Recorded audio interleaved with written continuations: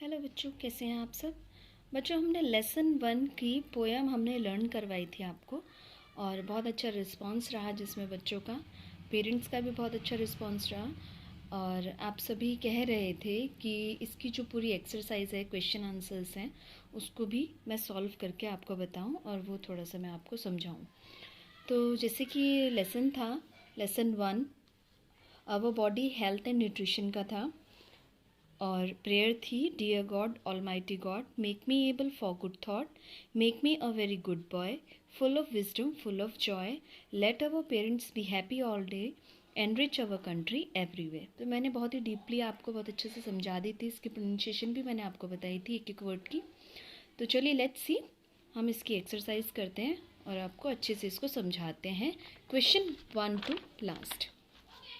तो आप देखेंगे बच्चों, जो इसमें पहला है ये है practice these words and know their meaning.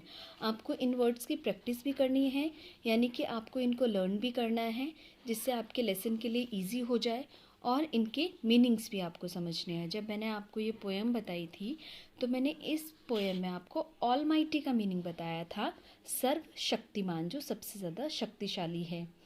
ठीक है, नेक्स्ट आता है थॉट। थॉट का मतलब होता है बच्चों विचार। मैं आपको एक्सरसाइज देखिए, मैं आपको वर्ड मीनिंग में समझा देती हूँ।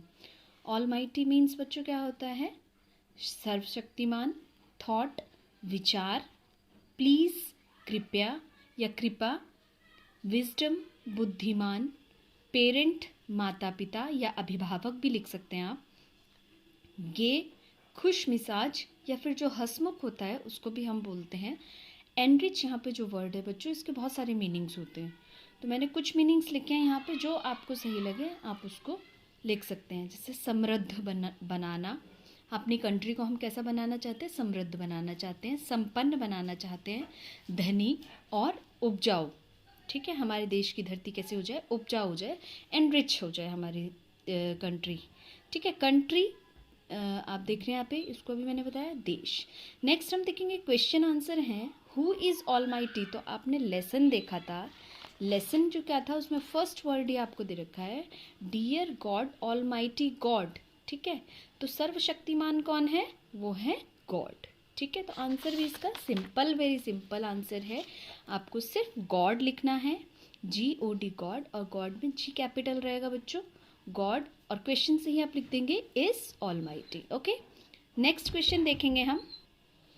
अब नेक्स्ट क्वेश्चन क्या है बच्चों, what do we pray to God. हम भगवान से क्या प्रे करते हैं।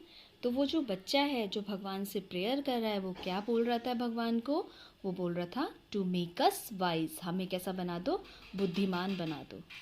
ठीक है, नेक्स्ट क्वेश्चन है what do we pray for our parents. और हम अपने पेरेंट्स के लिए क्या प्रे करते हैं भगवान से, हम प्रे करते हैं भगवान से कि to be happy all day, हमारे पेरेंट्स कैसे रहें, वो हमेशा खुश रहें। ठीक है, नेक्स्ट क्वेश्चन था कि what do we pray for our country, हम अपने देश के लिए क्या प्रे करें।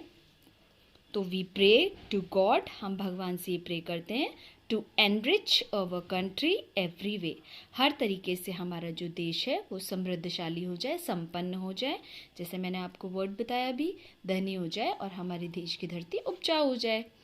ठीक है, अब आप देखते हो आपके नेक्स्ट क्वेश्चन है fill in the blanks with given words. ठीक है, जस्ट हम पेज को टर्न करेंगे, पोएम पे भी हम ध्यान रखेंगे। अगर आपको पोएम अच्छे से याद होगी ना तो आप सारे क्वेश्चन इजीली कर लेंगे। ठीक है, देखेंगे बच्चों, fill in the blanks with given words. आपको यहाँ पे कुछ वर्ड्स दिए हुए हैं आंसर्स के लिए कि आप इनको फिल कर पाएँ। ठीक है, और यहाँ पे कुछ खाली जगह भी दी हुई हैं, आपको आपकी बुक में दी हुई हैं।